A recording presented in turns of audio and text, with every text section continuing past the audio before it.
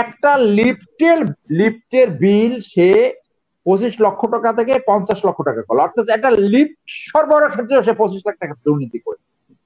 এবং এই সে বলছে যে বাকি 25 লাখ টাকা আমাকে দেবা, তুমি 25 লাখ টাকা দেবা। হোয়াট হি হ্যাজ ডান, একদম মানে দুর্নীতির যে প্রতিষ্ঠিকরণ সেটা সে করেছে। আজকে যদি বাংলাদেশে কোনো গণমাধ্যম এরকম শক্তিশালী হতো, তাহলে আমাদের এই দুর্নীতির রিপোর্ট গুলা পৃথিবীর অন্য প্রান্ত থেকে শুনতে হতো না। তারা করতে পারে, তাহলে দেখতে পারে যে উনি ডিজি বিডিআর হওয়ার আগে ওনার সম্পত্তি কি ছিল, আর ডিজি বিডিআর হওয়ার পর ওনার সম্পত্তি কি, যে এক সময় বঙ্গ এই ইন্ডিয়ার সাথে একীভূত হতে বাধ্য হবে অথবা একীভূত করা হবে। দেখেন, যেটা যারা ইতিহাস জানে এটা লেখাও আছে কোনো বইতে হয়তো। তো সেই জন্য আজকে ফরহাদ ভাই যেভাবেই এটা ডিফেন্স করার চেষ্টা করুক না করুক, বাংলাদেশ কমপ্লিটলি ইন্ডিয়ান নিয়ন্ত্রণে নিয়ে গেছে এবং এই ক্রেডিটটা আওয়ামী লীগ পাবে। এমন ওনার কোর্সমেট, অনেক কোর্সমেট আছে আমার অত্যন্ত ঘনিষ্ঠ, ওনার কোর্সমেট উনি যখন ডিজি বিডিআর তখন একটা লিফটের কন্ট্যাক্ট পায়, লিফট, সেই লিফটে সেই অফিসার 25 লক্ষ টাকা বিল করে। উনি ওনাকে ডেকে, ওনার কোর্সমেট ডেকে ওনাকে বলল যে এইটাকে 50 লক্ষ টাকা বিল করো। 50 লক্ষ টাকা, এই যে একটা লিফটের বিল সে 25 লক্ষ টাকা থেকে 50 লক্ষ টাকা করলো, অর্থাৎ একটা লিফট সরবরাহের ক্ষেত্রে সে 25 লাখ টাকা দুর্নীতি করেছে। এবং সে বলছে যে বাকি 25 লাখ টাকা আমাকে দেবা, তুমি 25 লাখ টাকা দেবা। আপনি যদি চান, কেউ যদি চায়, সেই অফিসের আমি নাম বললাম না, but definitely privately he will disclose. এবং এইরকম যদি খোঁজেন, উনি যখন সেনাবাহিনী প্রধান হয়েছে ওনার রেট ছিল, ওনার প্রত্যেকটা কাজের কে কত পার্সেন্ট পাবে। মনে করেন এই যে সেনাগঞ্জটা কিন্তু ভেরি ওয়ার্কেবল ছিল, হঠাৎ করে সেটাকে একটা প্রজেক্ট নিল না, এবং সেনাপ্রধানের বাড়িটাকে হঠাৎ করে একজন প্রাক্তন সেনাপ্রধান, ওনার এই সেনাপ্রধানের বাড়ি রেনোভেশন করার পরে, নতুন করে রিবিল্ড করার পরে সমস্ত সেনাবাহিনী প্রধানকে দাওয়াত দিছিল। ওয়ান অফ দা এক্সিপ শেয়ারউডিজমে যে এটা একটা কি বালাখানা বানাইছে, একটা বালাখানা। সো এই লোকটা কিভাবে বলে যে মানে সে দুর্নীতি করেন? আমি তো বলছি সরকার যদি ওই রকম শক্তিশালী হতো, আমি বললাম যে একটা লিফট থেকে সে 25 লক্ষ টাকা দুর্নীতি করছে, একটা ছোট একটা লিফট থেকে। তো ওইখানে উনি যখন ডিজি বিডিআর ছিল, ওখানে আমার একজন ইউনিট অফিসার ছিল, যোগাযোগ নাই, আমি রিটায়ারমেন্ট করে আর যোগাযোগ নাই। পরে আল জাজিরার রিপোর্টে দেখলাম ওই অফিসারের নাম আসছে, ওই যে জেনারেল হাসনাত, এই তাকে দিয়ে জোর করে এই 2 নম্বরই পাসপোর্ট করাইছে, নাম পিতার নাম চেঞ্জ করে। তো এই গল্পটা কোনো শেষ নাই, এটা তো বিভিন্ন জায়গায় আলোচনা করেছি। এখন উনি যে জায়গাটা নিয়ে গেছে, যে সেনাবাহিনীতে এর আগে বোধহয় এইরকম, মনে করেন জেনারেল মুবিন, এই রেজিমের সময় জেনারেল মুবিন সেনাপ্রধান ছিল, ইকবাল করিম ভুইয়া সেনাপ্রধান ছিল। তারা এই প্রতিষ্ঠানটাকে এই যে দুর্নীতির যে প্রতিষ্ঠানীকরণ, সেইটাকে ওই আগের চিফ কেউ তাদেরকে বলা যায় না, বলা হয় না। তো ওনার সময় এটা হয়েছে যে দুর্নীতিকে একেবারে প্রতিষ্ঠানকরণ করে ফেলেছে। আমি একটা উদাহরণ দিলাম, আরো অনেক উদাহরণ আছে। এবং উনি ওনার এই দুর্নীতির ভাগটা যতটুকু পেরেছে শেয়ার করেছে তার বিভিন্ন বন্ধু, তার কিভাবে এই কন্ট্রাক্টটা নাও, এইটা নাও, যেটা ওই রিপোর্টের ভিতরে আসছে। এবং দুর্নীতির এইরকম জায়গা যে উনি প্রত্যেক সেনাবাহিনী প্রধান মনে করেন হাউজিং প্লট পেয়েছে, তাদের জন্য আবার নতুন করে করলেন যে তাদেরকে জলসিঁড়িতে একটা করে প্লট দেওয়া হবে। এবং অনেকে নিয়েছে, অনেকে নেয় নাই, অনেকে এটা। এবং সে একটা পলিসি নিল এই ব্র্যাকেটিং এই থেকে এই পর্যন্ত, যে তারা অন্য ডিওএসএস এ প্লট পেলেও জলসিঁড়িতে তারা আবার জয়েন্ট প্লট পাবে, যাতে তার কোর্সমেটরা এই বেনিফিট গুলো পায়। তো এরকম ভুরি উদাহরণ দেবে যে হোয়াট হি হ্যাজ ডান, একদম মানে দুর্নীতির যে প্রতিষ্ঠিকরণ সেটা সে করেছে।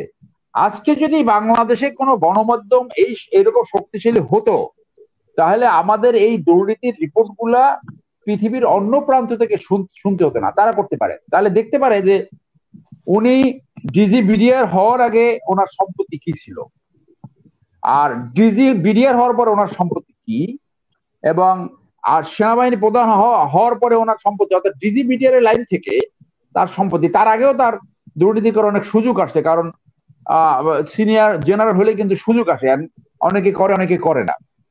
সো ওনাকে কেন সরকার ব্যবস্থা নেবে না? এই কারণে ব্যবস্থা নেবে না যে আল জাজিরা থেকে যে রিপোর্টটা আমরা দেখলাম, সেই রিপোর্টে এবং তার আগে আপনি দেখছেন যে একটা ফোনালাপ ফাঁস হয়েছিল। সেই ফোনালাপে বলেছে যে ক্রসফায়ার গুম খুমের আদেশটা কারা দেয়। তো সেইটা তো সরকার সেই সময় প্রতিবাদ জানায় নাই এবং কোনো ব্যবস্থাও নেয় নাই। তার মানে কি সবই একটা আনহোলি অ্যালায়েন্স, এবং তার বিরুদ্ধে ব্যবস্থা নেবে না। যেটা এই যে ফরেন মিনিস্টার, উনি জলবায়ুর উপরে লেখাপড়া করে উনি ফরেন মিনিস্টার হয়ে গেল, বাংলাদেশে সবই সম্ভব। সেই জন্য আমি যেভাবে দেখি যে রয়ের প্ল্যান আজিজ সাহেবের 1982 সাল থেকে 2013-14-তে ডিজিবিডিআর হয়ে সেটাকে তারা ফ্রুট পেয়েছে এবং সেনাপ্রধান হওয়ার পরে ফ্রুট পেয়েছে।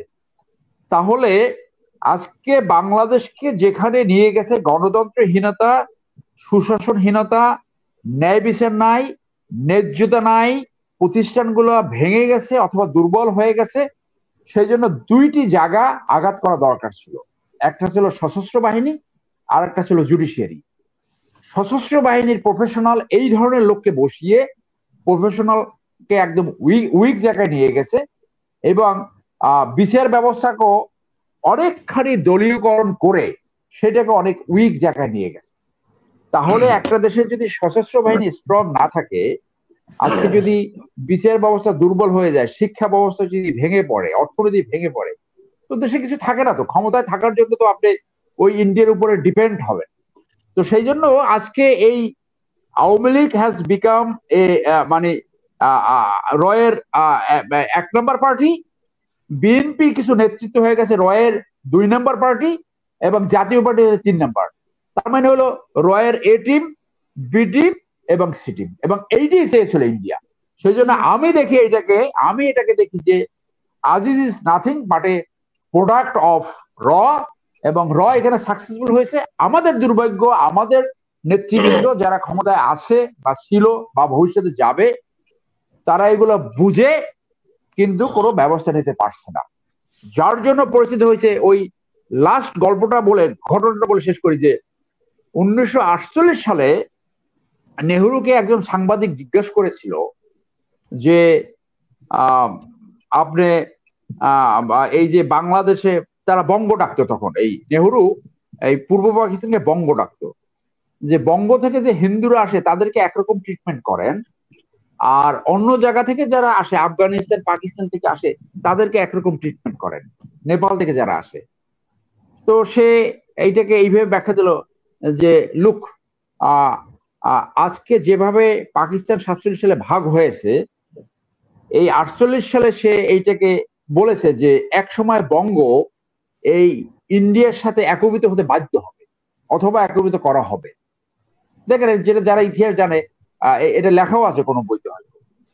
তো সেই জন্য আজকে ফরহাদ ভাই যেভাবেই এটা ডিফেন্স করার চেষ্টা করুক না করুক, বাংলাদেশ কমপ্লিটলি ইন্ডিয়ান নিয়ন্ত্রণে নিয়ে গেছে, এবং এই ক্রেডিটটা আওয়ামী লীগ পাবে। এমন ভাই আজকে এই যে আপনি দেখেন যে অনেকবার বলেছি যে প্রত্যেকটা নিয়োগ, প্রত্যেকটা সবকিছুতে কিভাবে ইন্টারভেন করে। তো সেই জন্য যে দলের নিয়ন্ত্রণে নেতৃত্বে দেশ স্বাধীন হলো, সেই দলের হাতে সার্বভৌমত্ব এইভাবে বিপদের সম্মুখীন, বাংলাদেশের প্রতিষ্ঠানগুলোকে তারা ধ্বংস করে দিচ্ছে, বাংলাদেশের পোর্ট রাস্তা সব ব্যবহার করে দিচ্ছে। সেই জায়গাটা আজকে আমরা যারা মুসলমান ধর্মের উপর ভিত্তি করে 2 দেশ পরে 3 দেশ হয়েছে, এটা সত্যিকারে আমরা একটা বিপজ্জনক সংখ্যা আছি। জেনারেল আজিজের লাস্ট একটা পয়েন্ট বলি যে যারা এরকম দুর্নীতি করে তারা কিন্তু অনেকগুলো ক্যাশিয়ার পালে, তার কোর্সমেট আছে, একজন আছে সম্ভবত, তার নাম মেজর মতি, এই তাকে দিয়ে সে এই সব 2 নম্বর গেছে, এবং তার টাকার একটা বড় অংশ বিভিন্ন জায়গা আছে। দুবাইতে তার কত সম্পত্তি আছে, বাংলাদেশে কত সম্পত্তি আছে। আই হোপ কোন একটা প্রফেশনাল সাংবাদিক এটা একটা ইনভেস্টিগেশন রিপোর্ট করে এইটা বের করবে। তো জেনারেল আজিজ আজকে